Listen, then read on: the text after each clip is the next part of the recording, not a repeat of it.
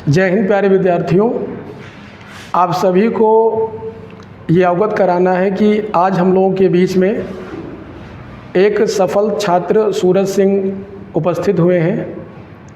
इनका परिचय कराना चाहते हैं कि ये यूपी SSS द्वारा आयोजित की जाने वाली जूनियर असिस्टेंट यानी कनिष्ठ सहायक परीक्षा को उत्तीर्ण करके वर्तमान में इस पद पर चयनित हैं और आज सफल होने के पश्चात दूसरी बार हम लोगों से मिलने आए हैं। तो सबसे पहले हम चाहते हैं कि इनका स्वागत आप सभी लोग ताली बजा के करेंगे और हमारे सहयोगी RT मौर्य सर माल्यार्पण करते हुए सूरज सिंह का सम्मान करेंगे।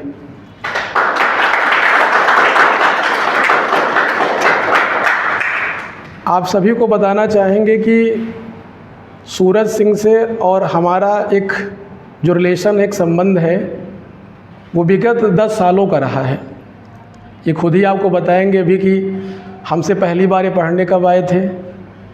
इन 3 लोगों का ग्रुप था, 3 विद्यार्थी थे, ये 3 दोस्त थे।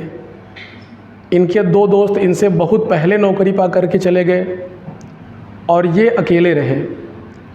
सोचे ज़रा कि अगर 3 दोस्त एक साथ रहते हों और 2 लोग सफल हो जाएं और उसके बाद भी एक बच जाए तो उस समय सोसाइटी का एक प्रेशर और दोस्तों का प्रेशर लगातार हमसे मिलना, बीच बीच में तो ये सभी दबाव को महसूस करते हुए किस प्रकार से इन्होंने अपने अंतिम प्रयास तक ये प्रयास करते रहे और अभी भी कई बड़ी परीक्षाओं के लिए तैयारी कर रहे हैं।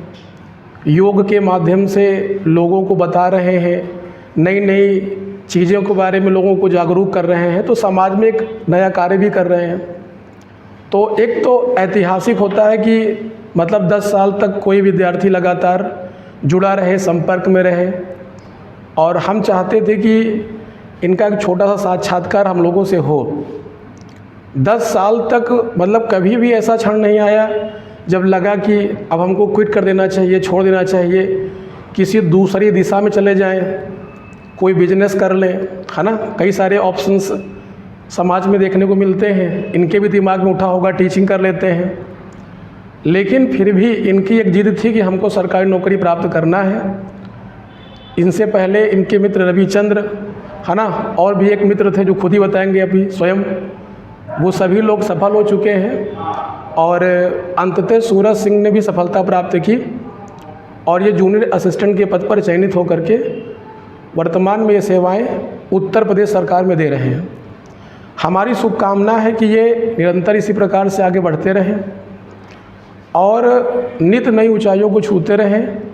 जूनियर असिस्टेंट से आगे सीनियर असिस्टेंट बनेंगे, लगातार प्रमोशन होंगे। लेकिन हमारी ये इच्छा है और हमारी ये अभिलाषा भी है कि सूरज सिंह निरंतर बड़ी परीक्षाएं दें और उनमें बड़े कीर्तिमान स्थापित करें और हम बीच के लोगों के बीच में इस प्रकार से आते रहें और अभी आप सभी जो जूनियर विद्यार्थी हैं उनका मार्गदर्शन भी करते रहें।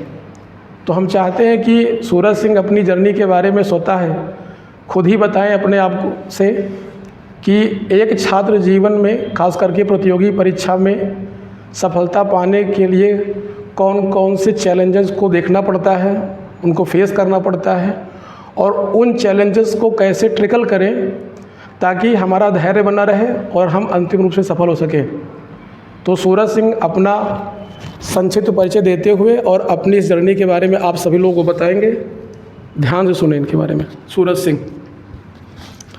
सबसे पहले आप सभी बच्चों को आने वाले समय जो कठिनाइयाँ आप लोग फेस करने वाले हैं उसके लिए अभी से ईश्वर से प्रार्थना करते हैं कि आपको हिम्मत दें और सर जी का बहुत बहुत धन्यवाद, आभार कि स्नेह अपना जो है आशीर्वाद हम लोगों पर बनाए रखते हैं, सदैव बच्चों को उत्साहित करते हैं। हम लोगों को भी जो है आशीर्वाद सर का प्राप्त होता रहता है। जब भी समय मिलता है नौकरी से सर के पास आते हैं, सर का आशीर्वाद लेते हैं। सबसे पहले सर के पास 2015 में आए थे, तब डिग्री कॉलेज के पास कोचिंग चलती थी। एक दोस्त थे हमारे हेमराज कुशवाहा, उनके माध्यम से वो सर से कोचिंग कर रहे थे और हमारी थोड़ी आर्थिक स्थिति ठीक नहीं थी। पिताजी को पैरालिसिस हो गया था, तो उनकी नौकरी छूट गई थी, बाहर कर रहे थे राजस्थान में। तो नौकरी छोड़कर आए थे तो आर्थिक स्थिति अच्छी नहीं थी, उनका इलाज भी करवाना था। तो हम बाहर चले गए थे हरियाणा, रिलैक्सो फुटवेयर कंपनी है, तो वहाँ पर जॉब करते थे। 6300 रुपये की नौकरी थी। लेकिन हमारे एक दोस्त हेमराज कुशवाहा थे जो कोचिंग कर रहे थे, प्रतियोगी परीक्षाओं की तैयारी कर रहे थे। उन्होंने हमें मोटिवेट किया और बुलाया कि वापस आ जाओ, वहाँ जो 6300 मिल रहा है उसमें से कितना बचा है। जब उन्होंने हमसे पूछा तो हमने कहा भैया बचा तो कुछ नहीं है, 1-1.5 हज़ार जो घर से लाए थे वो भी खर्चा हो गया। स्कॉलरशिप बीएससी फाइनल ईयर की आई थी हमारी 6,000, वो भी खर्च हो गई थी। तो कहीं फिर कैसे जीवन चलेगा। हमने कहा हाँ बात तो ठीक है, कमाने तो आए थे पैसा, लेकिन बच ही नहीं रहा तो क्या लाभ है। फिर वापस चले आए, एक स्कूल पकड़ा, स्कूल में पढ़ाते थे, फिर उसको छोड़ा, कोचिंग ज्वाइन की, यहाँ पर ट्यूशन पढ़ाते थे अपना खर्च चलाने के लिए, क्योंकि घर से पैसा मिलता नहीं था, स्थिति अच्छी नहीं थी। तो सर ने मोटिवेट किया कि पढ़ते रहिए। परीक्षाएं 1-2 देने के बाद आदमी जो है डिमोटिवेट हो जाता है, हतोत्साहित हो जाता है कि बहुत कठिन है, इतनी कट ऑफ जा रही है, हमारे तो बहुत कम नंबर है, बहुत कठिन पेपर आता है, बच्चे बहुत हैं। सबसे ज़्यादा डर तो बच्चों को देख के लगता है। जब आप पेपर देने जाते हैं लखनऊ, कानपुर, इलाहाबाद, कितने बच्चे पेपर दे रहे हैं, है ना।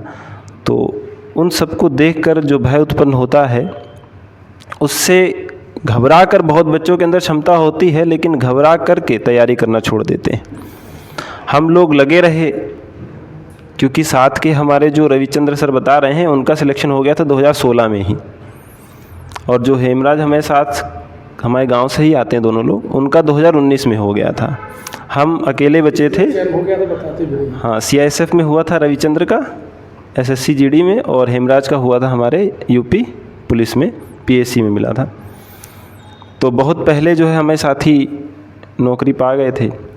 हम अंतिम बचे थे जो सबसे लास्ट तक निरंतर प्रयास कर रहे थे। 2016 वाली जो जूनियर असिस्टेंट था उसमें भी हमारा इंटरव्यू हुआ था, अंतिम चयन नहीं हो पाया।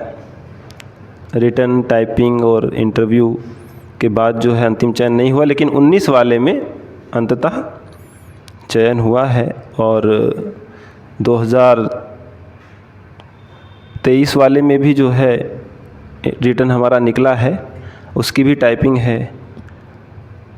और निरंतर प्रयास करते रहते हैं कि सिविल की भी परीक्षा दी जाए, पूरे ज़ोर से दी जाए, जितना समय मिलता है। अभी तो ज़्यादा नहीं मिल पाता, लेकिन जो भी समय मिलता है प्रयास करते हैं कि जो समीक्षा अधिकारी वाला पेपर हुआ है कैंसिल, उसको फिर से जो है अच्छे से दिया जाए।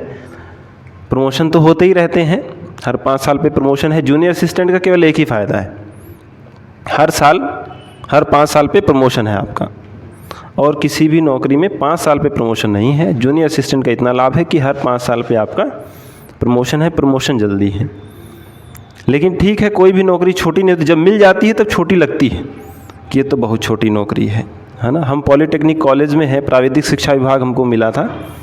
राजकीय पॉलीटेक्निक बीघापुर उन्नाव में इस समय कार्यरत हैं, कनिष्ठ सहायक के पद पर, अकाउंट का काम देखते हैं वहाँ पर। तो जब सैलरी बनती है लेक्चरर्स की, प्रिंसिपल्स की 1.5 लाख, 2.5 लाख रुपए, तो देख के लगता है कि हमारी तो बहुत कम सैलरी है जी, और बनाने वाले की इतनी कम है। लेकिन कोई बात नहीं, उन्होंने मेहनत करी होगी अपने समय पे, हम भी मेहनत करेंगे तो आगे बढ़ेंगे। आप सबसे यही प्रार्थना है कि लगे रहिए निरंतर। 2015 में हमने प्रारंभ की थी कोचिंग, जब हम पढ़ने आए थे, क्योंकि BSc किया हुआ था हमने फिजिक्स, केमिस्ट्री, मैथ से, तो GS और हिंदी बहुत कठिन थे हमारे लिए। लेकिन सर के माध्यम से, सर के आशीर्वाद से, सर के मार्गदर्शन से GS हिंदी ही आज जो है हम सर पढ़ रहे हैं अभी भी नहीं तो हम मैथ लगाते थे, रीजनिंग लगाते थे, GS हिंदी पढ़ने का मन नहीं होता था, क्योंकि बहुत उबाऊ, बहुत बोरिंग लगता है जब आप उस विषय को कभी पढ़े नहीं मन से, है ना। हम लोग पेपर के टाइम पे पढ़ते थे हिंदी भी और GS भी, लेकिन सर के पढ़ाने का तरीका इतना रोचक है, समझाने का तरीका इतना अच्छा है, रटाते नहीं हैं किसी चीज़ को, कहानियों के माध्यम से बताते हैं, निरंतर टेस्ट लेते रहते हैं, पूछते रहते हैं। तो उस वजह से मेरी रुचि जागृत हुई जीएस और हिंदी के प्रति, और आज जो है अभी तक वो सब्जेक्ट हमारे साथ हैं और वही सब्जेक्ट आपको आगे ले जाएंगे। बड़ी परीक्षाओं में तो भाई जीएस ही है, चाहे यूपी पीसीएस देना होता कि या यूपीएससी देनी हो ना, जीएस ही मेन है आपको। तो सर के मार्गदर्शन से आप लोग भी जो है निरंतर प्रयास करते रहिए और आगे बढ़ते रहिए। परीक्षा जितना ज़्यादा देंगे उतनी ज़्यादा असफलता भी मिलेगी, लेकिन उससे परेशान नहीं होना। इतना हमने रिज़ल्ट देखा है फेलियर का, you are not eligible to appear for the next stage. UP में ये लिख के आता है। एक समय एक दौर था कि यही लिख के आता था सर हर एक रिज़ल्ट में, लेकिन एक दौर वो भी आया 18-19 के बाद कि जो भी हम खोलते हैं result, you are appeared for next exam, है ना। तो जब आपकी तैयारी संपूर्ण हो जाती है, आप परिपक्व हो जाते हैं, तो फिर आपकी कई परीक्षाएं निकलती हैं। कभी हमको लगता था कि कोई एक मिल जाए, कोई ही मिल जाए, चपरासी की मिल जाए, कर लेंगे, नौकरी मिल जाए, है ना। अब ये लगता है कि जूनियर असिस्टेंट हो गया है तो सिविल की परीक्षा जो है दें, सिविल का एग्ज़ाम निकले। तो आप अभ्यास करते रहेंगे, प्रयास करते रहेंगे, असफलताएं उन्हीं को मिलती हैं जो प्रयास करते हैं, ठीक है। असफलता आपको मिलेगी, इसका मतलब आप प्रयास कर रहे हैं, मिलना निश्चित है। उनसे सीखिए, फिर से प्रयास करिए, फिर से मेहनत करिए। और मध्यम वर्गीय परिवार जो है उनके पास एक ही चारा होता है, सामाजिक प्रतिष्ठा कायम करने का, सरकारी नौकरी, है ना। हम आप विधायकी तो लड़ नहीं सकते, है ना। तो सरकारी नौकरी के माध्यम से ग्राम समाज में पैसा तो सभी लोग कमा लेते हैं। चाय जो बेच रहा है डिग्री कॉलेज पे, वो भी 30-40 हज़ार कमा लेता है, जितनी हमारी सैलरी है। लेकिन जो सामाजिक प्रतिष्ठा हमारी है, आपकी होगी जब आप नौकरी पा जाएंगे गांव में। हमारे यहाँ सर एक तेली है, वैश्य है, उसकी दुकान है किराने की। आप यकीन नहीं मानेंगे, उसका पर डे का जो है जो इनकम होता है, बचत हम बता रहे हैं, कम से कम 10,000 रुपये। इतनी बड़ी उसकी किराने की दुकान है, लेकिन सामाजिक प्रतिष्ठा नहीं होती।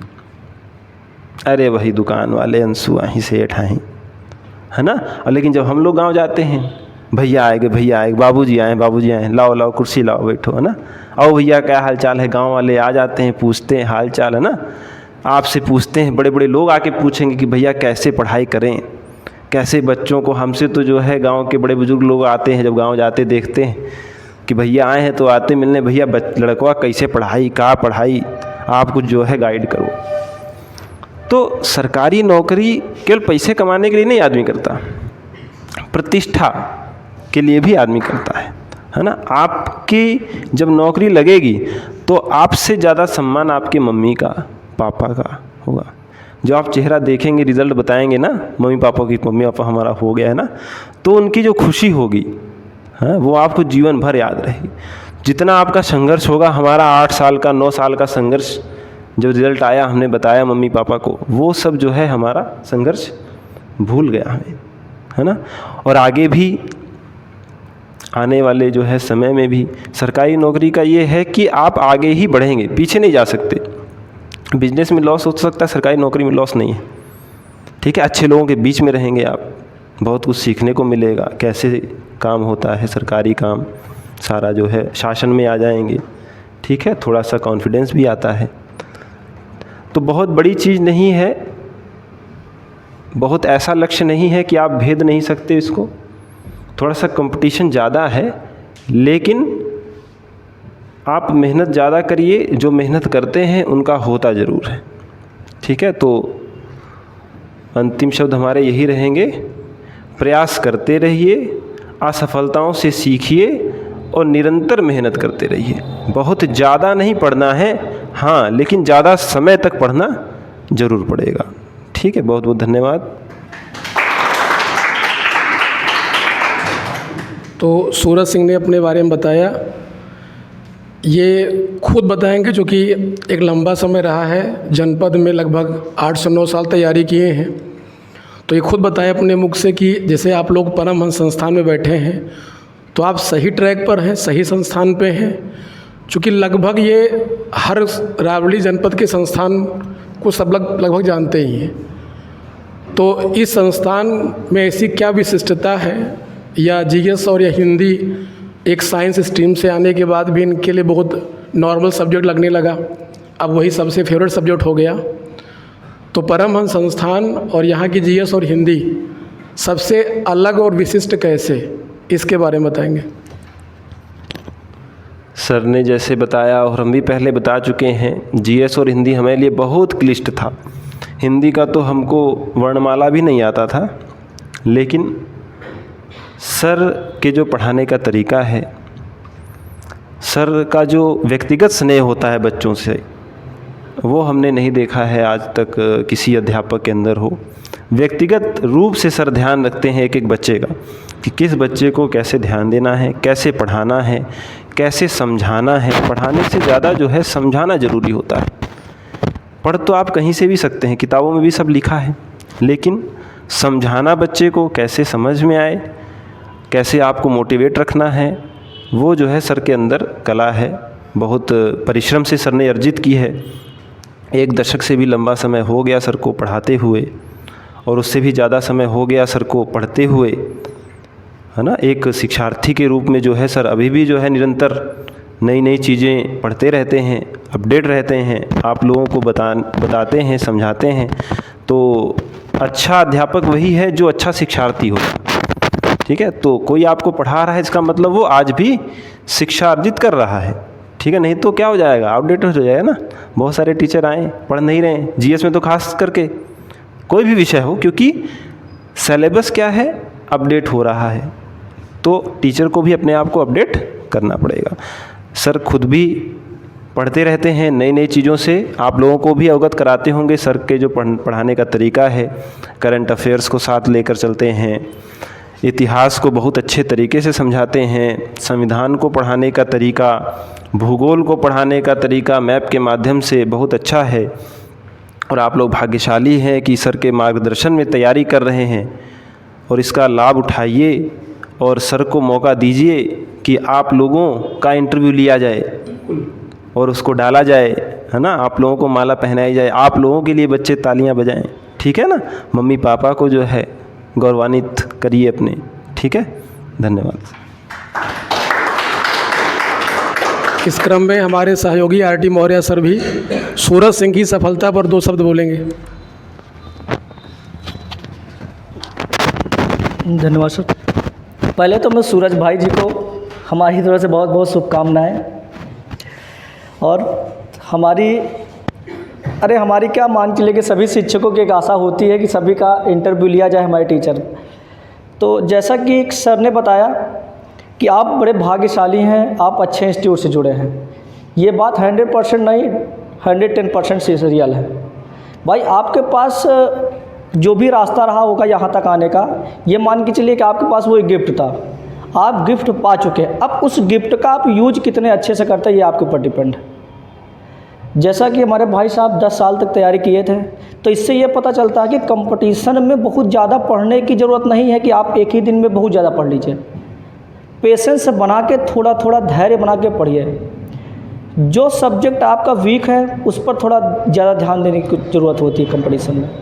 जैसे 4 सब्जेक्ट होते हैं, 4 सब्जेक्ट में ऐसा नहीं कर सकते आप 2 सब्जेक्ट को 100% पढ़ लीजिए, बाकी को 40% इससे दिक्कत होती है। 4 सब्जेक्ट हैं तो एवरेज लेके चलिए कि चारों सब्जेक्ट का एवरेज क्या होना चाहिए, बराबर होना चाहिए। मेरिट 80% जाती है तो 400 नंबर में से ऐसा आप लेके चलिए कि 320 नंबर आपका एवरेज बनना चाहिए सारे सब्जेक्ट से। आप ऐसा नहीं कर सकते कि आप एक सब्जेक्ट बहुत अच्छे से लेके चलें और बाकी सब्जेक्ट को छोड़ के चल सकते हैं, है ना। तो कंपटीशन जो है समय लेती है, पेशेंस लेती है, मेहनत लेती है। बहुत ज़्यादा मेहनत, बहुत ज़्यादा पेशेंस की ज़रूरत नहीं है। बस नॉर्मल तरीके से आप पढ़ते जाइए जो भी क्लास में करवाया जा रहा है। आप इस संस्थान से जुड़े हैं तो आपका 40% नौकरी पाना आसान हो गया है। 60% की मेहनत रहेगी ये बस किसकी, पेशेंस बनाए रखने की। बस इस संस्था से जितने दिन तक जुड़े रहेंगे आप पेशेंस बना के, सफलता आपके नज़दीक होती होती चली जाएगी। एक दिन ऐसा आएगा कि सफलता आपके पास खुद पहुंच आएगी, आपको ज़्यादा मेहनत करने की ज़रूरत नहीं है। बाकी मेरे सीनियर सर ने सबको समझा दिया, आप लोग को धन्यवाद। जैसा कि सर ने आपको बताया ना कि कछुआ बनने की ज़रूरत है कंपटीशन में, खरगोश बनने का प्रयास मत करना, क्योंकि बचपन में कछुआ और खरगोश की कहानी आप लोगों ने सुना है। खरगोश बहुत तेज़ दौड़ा था, लेकिन दौड़ में विजय कछुए की हुई थी। तो कंपटीशन में 3 चीज़ों का मूल मंत्र है जिनको आपको पकड़ के चलना है। सबसे पहले कठिन परिश्रम, चूँकि अपनी आप क्रांतिक अवस्था में है, ये उम्र का वो सबसे कठिन पल है जब आप सबसे ज़्यादा मेहनत करते हैं, और उस समय हम लोग आपके साथ खड़े हैं जब अपने जीवन के लिए आप भटक रहे हैं। तो पहला कठिन परिश्रम, दूसरा होता है धैर्य, और तीसरा होता है आत्मविश्वास कि एक दिन हम सफल ज़रूर होंगे, इसमें कोई दो राय नहीं है। और हमेशा सफलता के लिए 3 कंडीशंस आवश्यक हैं। पहला है ज्ञान, नॉलेज, दूसरा है स्पीड, एक्यूरेसी, और तीसरा है आपका लक यानी भाग्य। जब ये तीनों एक सीध में आ जाते हैं तब आपको सफलता मिल जाती है। जैसे ठीक उसी प्रकार माह में पूर्णिमा और अमावस्या की तिथियां निरंतर आती रहती हैं, लेकिन हर पूर्णिमा हर अमावस्या को चंद्र ग्रहण सूर्य ग्रहण नहीं होते, क्योंकि चंद्र ग्रहण और सूर्य ग्रहण का होना तिथियों पर निर्भर नहीं करता, निर्भर करता है स्थितियों पर। अर्थात जब सूर्य, चंद्रमा और पृथ्वी तीनों एक सीध में होंगे तभी चंद्र ग्रहण और सूर्य ग्रहण होगा। तिथियां आती हैं जाती हैं। उसी प्रकार से आपका नॉलेज, आपकी स्पीड अर्थात एक्यूरेसी और आपका लक जब तीनों एक सीध में होंगे तो आपको अंतिम रूप से सफलता प्राप्त होगी। आज के लिए इतना ही। बहुत बहुत धन्यवाद।